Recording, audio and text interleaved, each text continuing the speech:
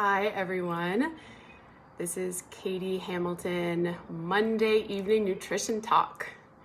And big cheers, get your glasses of water, lemon water. We are going to be talking about hydration and chronic dehydration.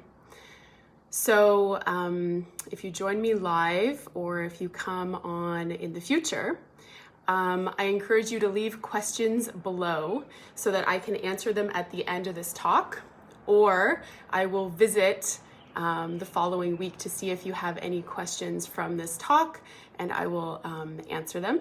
You can always reach me at katielaurahamilton@gmail.com if you have more personal questions that you want to ask about nutrition, wellness, or healing. So I have so much good stuff. I'm really excited for this talk, actually. So how we are going to structure this is, first we're going to talk about why are people chronically dehydrated? So many of us are walking around dehydrated and we don't even know it. So I wanted to talk about and educate you on the aspects of our environment, our lifestyle, and our diet that are contributing to chronic dehydration. And then I want to talk about the implications of being chronically dehydrated and how that will show up in your body, and the impacts that will have on trying to heal, especially if you're dealing with any sort of chronic illness or symptoms or dis-ease in the body. So those words can have quite a stigma attached. It's like, I'm not ill, I'm not chronically ill, I don't have dis-ease. But something as simple as bloating is a sign of dis-ease in the body and misalignment, and the body sending signals to you that it needs support. And it very well could be an underlying theme of dehydration. It could be that simple, okay? So, and then I'm gonna talk to you about how to hydrate. So how do you hydrate? And no, it's not just about drinking tap water, because that's one of them, but a little bit more specific, okay? So the first point I have here is that something that I don't think we really think about anymore, but it's one of the troublemakers that is creating and underlying a lot of illness in humanity is radiation. Okay, so we are still dealing with the fallout of World War II, nuclear explosion, and the nuclear plant disasters in Chernobyl. And so that radiation goes up into the atmosphere, and it is actually still falling down, and we are still inhaling that radiation. And unfortunately, it's also saturated our oceans and our water and our soil, and it's caused some damage. And it's actually really eliminated zinc from our soil, which is problematic for our immune system because we need zinc to have a strong immune system. So that's one of the reasons, and when we're exposed to radiation from different places as well. So if you've ever had an X-ray, you've had exposure. If you have a cell phone, living in a city, cell towers, these are all giving off certain elements of radiation. It was a hot topic. I remember when cell phones, when I was younger, and there was the flip phone, and there was talk about this cell phone, and you shouldn't have it, near your genitals for fertility. You shouldn't have it on your body. And I remember it being quite a big deal, and it's almost like it's just been forgotten about. It still affects us, and it's one of the reasons we have chronic dehydration, okay?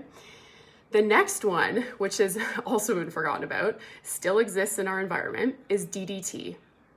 And we are exposed to DDT.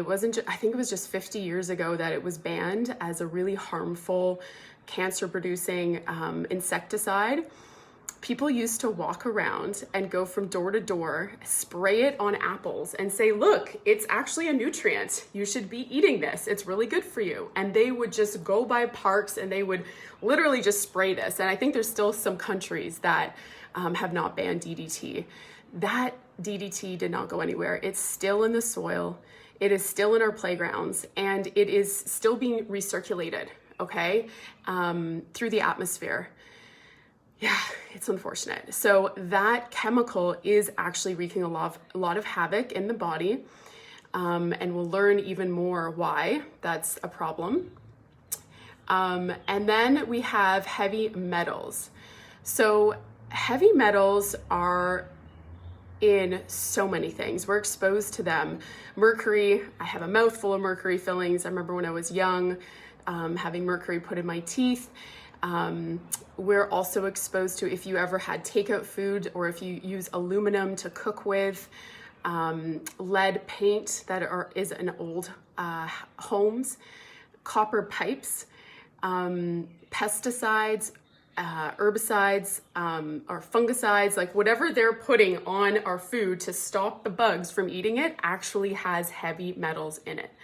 So, and it's also even in tap water, if you're not filtering it. So these are very problematic to our health. So there's these top four that I'm going to be talking about. The next one is pathogens, are the main troublemakers of most of the dis-ease and chronic illness that we are seeing in the population to date. And the fourth aspect of what is dehydrating us and causing a lot of dehydration in our body is pathogens. And so it's a hot topic right now with COVID, but it is nothing new to the body. The body has been exposed to viruses and bacteria, harmful ones, because we have good ones in us, for decades. And it's been about 100 years now since the viral explosion, which is not spoken about, and it's not really known about. I don't think it's not just spoken about because it's hush hush. It's not really that known about, and it is a problem. The viruses 100 years ago were not as problematic because they were not feeding off of so many toxic heavy metals, radiation, and DDT. We just weren't, this planet didn't have as many chemicals as it does now. And so these pathogens that were once benign and harmless or causing very, very little trouble in our body learned how to survive and fuel on the heavy metals, the pesticides that are sprayed on all of our food, that goes into the atmosphere that we inhale, sprayed on parks that we play in. It's very hard to escape this in our environment. And the winds, like our world seems large, it's not really. The winds actually carry all of these chemicals throughout, and it goes into the water system. So this isn't like a fear-based talk. This is education. This is to become more in the know and understanding what is happening and why we're so exposed and why we're having such a rise of chronic illness. And what people call autoimmune disease is not our body attacking itself. It's our body putting up massive defense against these pathogens and heavy metals that are oxidating, creating oxidative stress for cells, damaging cells, and creating a whole slew of symptoms that are called autoimmune. So the viruses like to eat those problematic toxins, okay? And then they poop out something 10 times more toxic than the heavy metal. So for example, Epstein-Barr. There's now over 60 different strains of Epstein-Barr, and it's way more aggressive than it was 100 years ago. Epstein-Barr loves to feed on heavy metal mercury, and when it poops mercury out, it creates something that's a neurotoxin. And that neurotoxin goes in and it starts to damage the central nervous system and the brain. Whereas strep bacteria, there's over, I think, 40 different strains of strep, loves copper, also loves heavy metals and certain foods as well. And when it poops something out, one of the strains will poop out something called a dermatoxin, and that will go and create what we experience as psoriasis, or rashes, or patches of really dry skin, or cystic acne, okay? Everything does have a root cause, and when we know it, we actually can find a healing path out of it versus just putting a label on it, more pharmaceuticals or immunosuppressant drugs that suppress the immune system experience so that for a period of time you think you're getting better.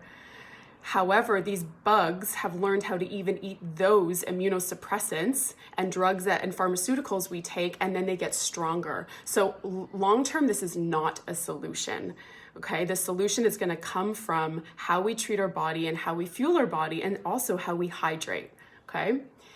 So the next thing that is dehydrating us is our very own tap water.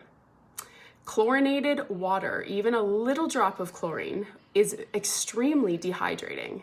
And I think you know this because you've been in a chlorine pool before and you've got out and you've been like, oh, my skin is so dry. Well, if you can imagine that that is the main water source you've been having for your entire life, if it has not been filtered, and that is absolutely dehydrating your body, okay? So again, we're gonna get into the problem solving. I'm just painting a picture of the problem itself, okay? One of my problems is that I think the hairdressers are still closed and I need to cut my hair. Okay, diet high in processed salts. Not a conversation about salt being bad. It's not about salt being bad. The body needs sodium, but the body needs sodium from a specific mineral salt that is found in vegetables, green leafy vegetables, cucumber and celery. Okay, so anything green is gonna have your sodium, the kind of sodium, the specific mineral salt that your body needs. It's a different molecular structure than table salt or even very high quality Himalayan salt. So if we're adding a lot of salt to our diet, this actually can be something that is quite dehydrating to the body. High protein, high fat diet, okay? So there's a trend, and paleo ketogenic diets filled with animal protein, animal flesh, which is very dehydrating to the body to begin with, and also a lot of cooked foods and nuts and fats. This creates dehydration.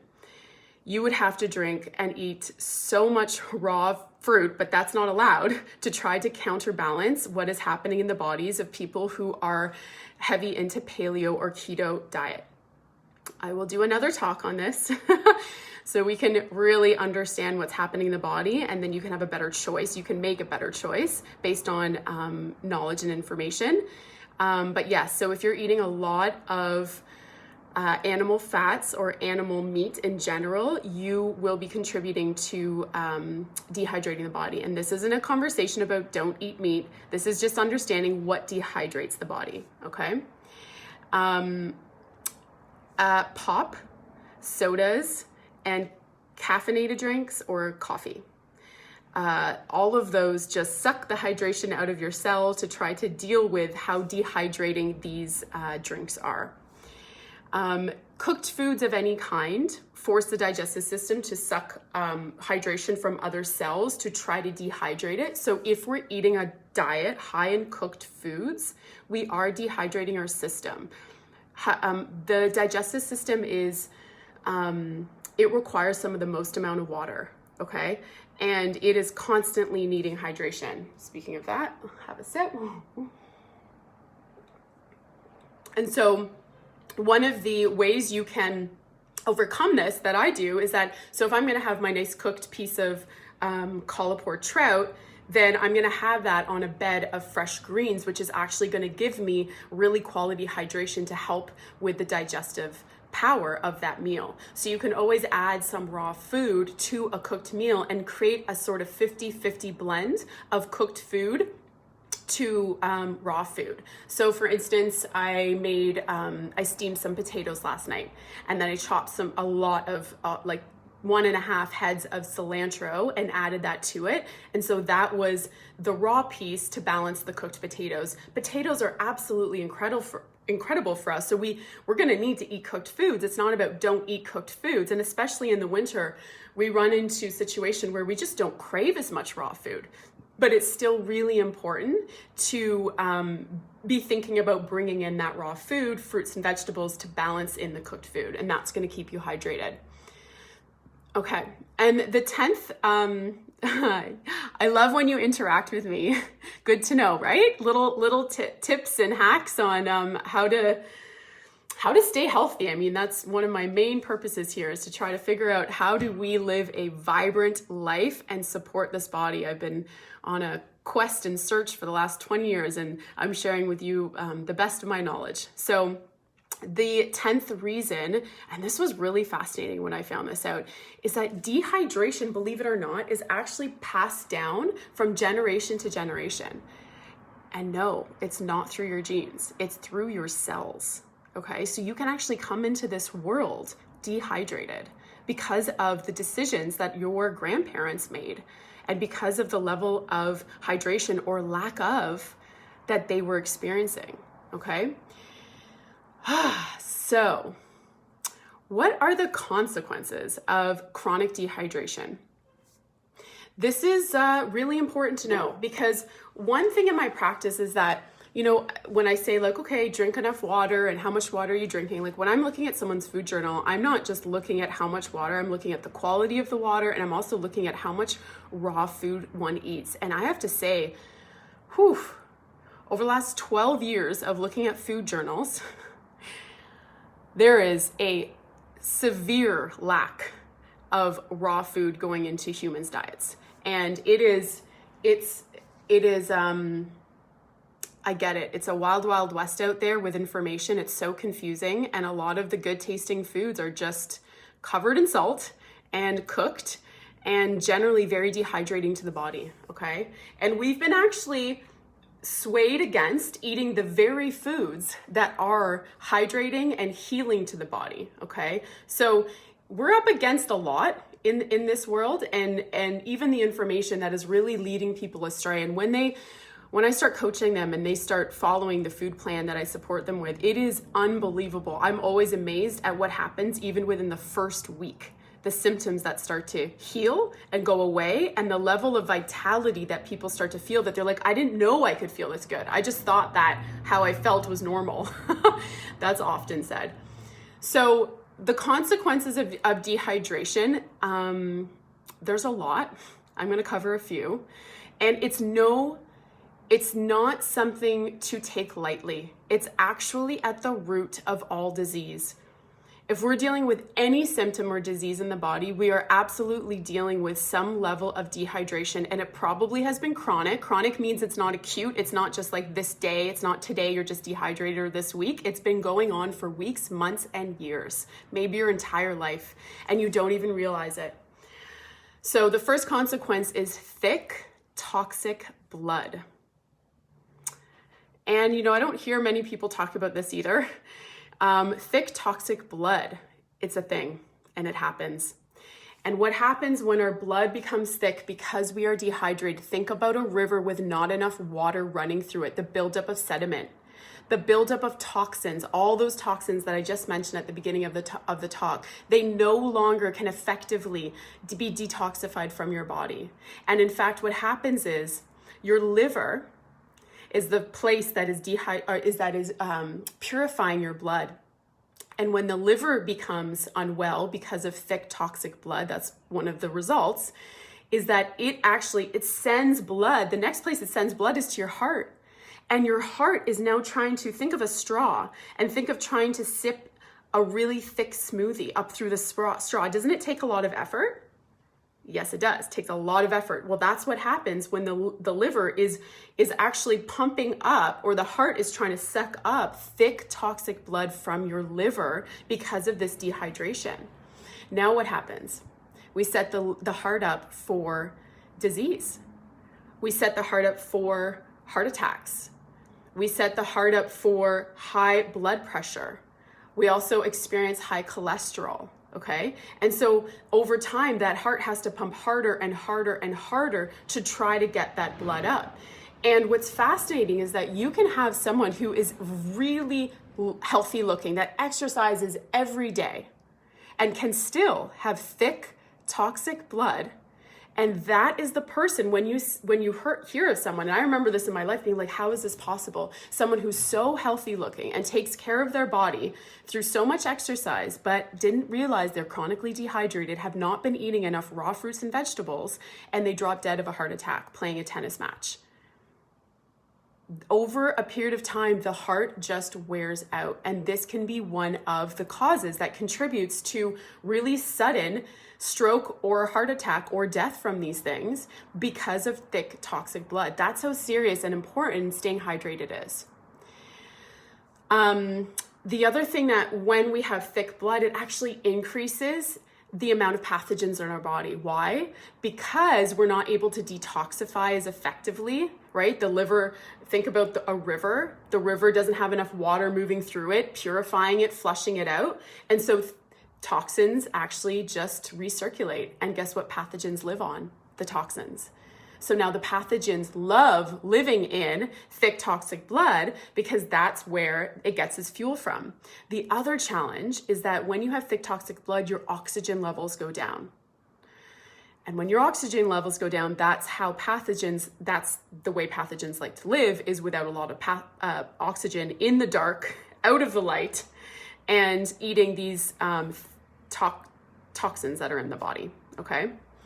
And unfortunately, that then leads to a whole bunch of other symptoms, which I'm going to get into later in another talk. But essentially what I started the talk with saying was that autoimmune symptoms are viruses and pathogens causing damage.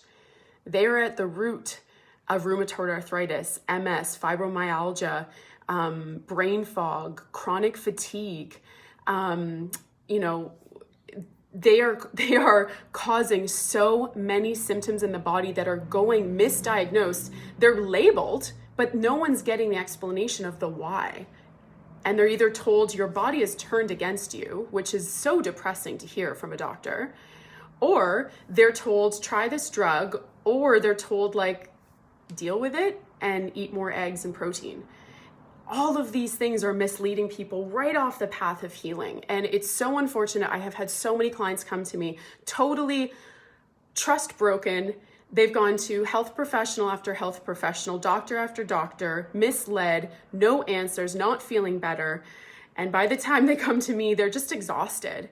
And then I have to build their trust to say, it's not just another thing. It's not just another theory. There is a reason that you're feeling this way. And if you've never been told the root cause, that's why you've never been able to heal properly. And there is a way to heal. I actually will share my own story one Monday of how I healed myself from chronic illness through understanding. That's why I know all of this stuff, because I've done a lot of research. But yeah, through understanding the root cause and then honoring the healing path, okay? So these pathogens, they love thick toxic blood, and another really good reason to stay hydrated. So the other impact that chronic dehydration has is that it decreases detoxification, which is something I just touched upon. So your ability to detoxify and purify your blood, your liver work at its optimal rate is decreased, okay? And that leads to all of these health symptoms. Remember, all of these health symptoms are just a messenger to you saying there is something wrong, I need help. It's not your body turning against you, ever. Your body is working tirelessly, 24 hours a day. Harder than we could ever work, 5 jobs, raising kids, the body is working harder, it really is. There are so many things happening in the body to try to keep you healthy and alive. It just needs the support and the right information. Something else that's really interesting, if you deal with any anxiety or depression or panic or neurological disorders, dehydration will absolutely amplify those. So it's really important to stay hydrated, especially with lemon water. And again, at the end, I'm going to talk about how to stay hydrated. Gallstones. If you suffer from chronic dehydration, sediments start to build in the gallbladder and start to create gallstones, which decreases the storage capacity for bile. I think it was last Monday I talked about digestion and how to power up digestion. Super great talk. I really recommend watching it. Your bile is key to be able to break down your fats. You want bile for good digestion. If you don't have strong digestion, then that is another sort of domino effect for all of our illness and health issues, okay? So staying hydrated will help increase our digestive power, is essentially what I'm saying there. So those are, let me just make sure I have all of them. Yeah, so the other one is weight gain. So when we are chronically dehydrated, the body holds on to more toxins. We have more pathogens, the liver is weakened, then what happens? Mystery weight gain.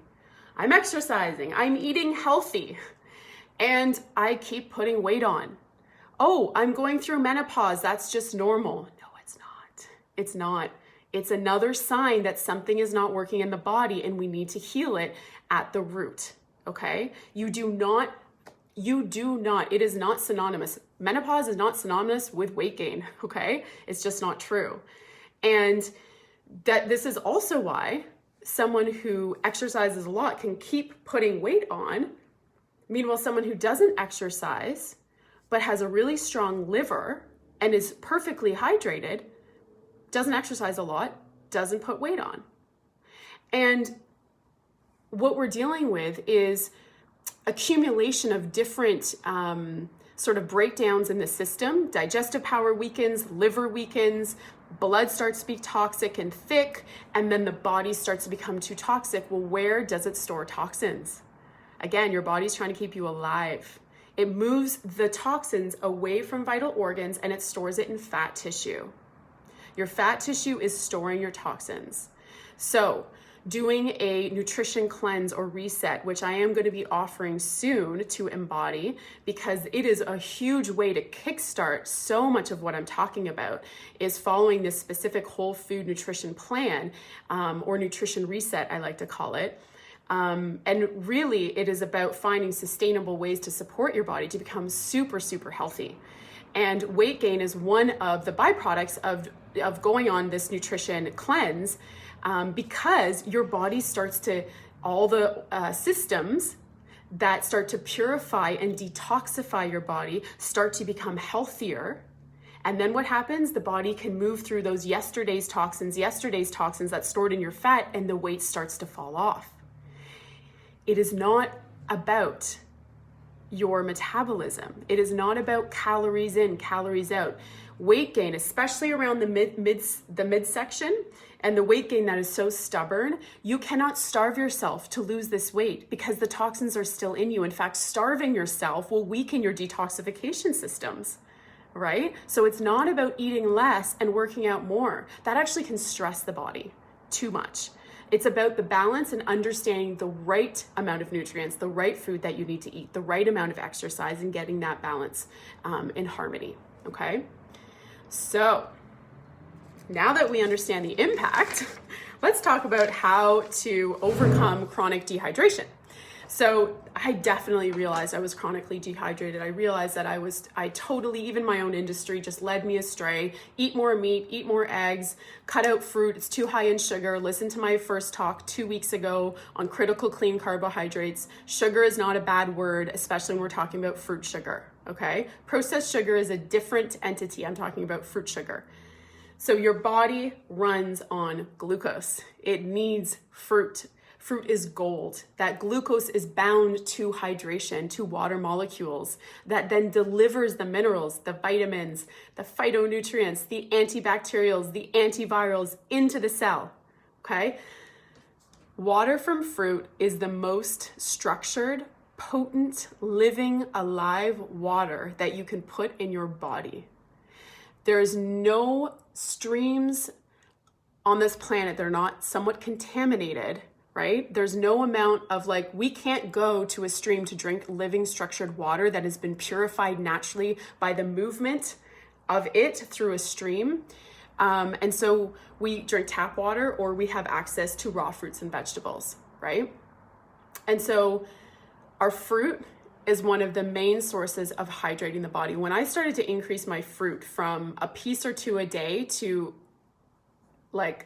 pretty much, I would say 10 times that amount now. I eat so much fruit, and it has an anti-aging effect. It has helped me heal from chronic illness, and it's absolutely hydrated my body. My body tells me when I need it, and it's the most hydrating food on the planet for sure. So your fruit, you're gonna increase your fruit uptake if you wanna stay hydrated. The next one is your vegetables like cucumber juice. This is something that I ask my body. I'm really in tune with my body. This is something that I help my clients get to the point where they can ask their body for what it needs, and they have a direct relationship with their body, and their body will say what they need. We've been sort of beaten out of our connection to our intuitive eater, but it's really important to reconnect to our intuitive eater, because our body knows exactly what we need, and it knows what nutrients it's depleted in, and how to get it up, and what foods to go to. So cucumber juice, 2 cups of cucumber juice once a day. That's going to start to increase your hydration. It's going to start to purify the toxic, thick blood. It's going to support all your systems, and it's going to bring your liver back to life. cucumber juice, okay? 2 cups. Filtered water. Unfortunately, our water is contaminated with heavy metals and chlorine. Chlorine is extremely dehydrating. So I personally use a Berkey filter. I can leave a link when I'm done the talk below and of where to buy a Berkey filter from. It's amazing. It's so amazing. I took it camping, took it to Lake Huron, found this incredible spot on the most western point of Manitoulin Island. Absolutely stunning sunset. I felt like I was on heaven on earth. And I would go down with my big Berkey filter, scoop up Lake Huron water and filter it, and I was perfectly fine. So this filter is just incredible. And however, it doesn't bring water back to life. So then I got a structured water system, which is literally just something this big. It spiralizes the water, puts it in a vortex, and it actually brings the molecular structure back to life. And it's incredible. My body is drinking so much more water now because I have living water and it knows the difference. Okay. Coconut water is another way you can hydrate yourself. Drinking coconut water every day, adding it to your smoothies if you want. Now, even pasteurized, because I was worried. I was like, yeah, when I was living in Hawaii or Costa Rica, I was drinking coconut water right from the coconut, right? And I was like, okay, there's just no way that it can be great if it's been pasteurized and packaged and sitting on the shelf for, I don't know, weeks or months, right? It still is. It still is hydrating for the body. So drinking the pasteurized store-bought coconut milk or coconut water is still hydrating for the body, okay? And it's also gonna deliver your body great electrolytes. So I would recommend drinking coconut water during a workout or before a workout. You're actually gonna get more energy from it because you need those electrolytes to stimulate the muscles. All right. Eating more fresh, raw vegetables. That is a really amazing way to balance a cooked meal, as I spoke about at the beginning. So 50% raw, 50% cooked. You could start to think that way. I like to just think I'm gonna have a salad a day. So I like to have a big salad a day. I haven't been lately because it was cold, but now that it's summer, I start to bring in more of my big salads. I usually steam my greens, but I am hydrating in many other ways. So think about having a salad a day or having a salad with your cooked meal, okay? And if you are drinking any type of water that's filtered or not filtered, I highly recommend adding lemon. Lemon is high in vitamin C, which is just mandatory for the body, especially if you're under stress. High in minerals, and it is, again, purifying, detoxifying, alkalizing, and adding fresh squeezed lemon or lime to your water is really, really, really hydrating for the body, and it's gonna help to pull the water into the cells, okay? So, thank you for being with me live. I see there's a few of you here listening, and thank you in the future for tuning in. Do you have any questions or comments on this talk? Anything else that interests you? And if not, I'm going to say have a wonderful Monday evening and cheers. Cheers with some lemon water. Oh, by the way, I love drinking out of fancier cups. It makes me drink more water. So do whatever makes you drink more water. Another tip that I will give clients is that if they are at their desk a lot, is to fill up their water bottle, have it beside their computer so that it's just in their face, in their vision, in their reminder to drink more water, okay? All right, have a wonderful evening and I will see you next Monday.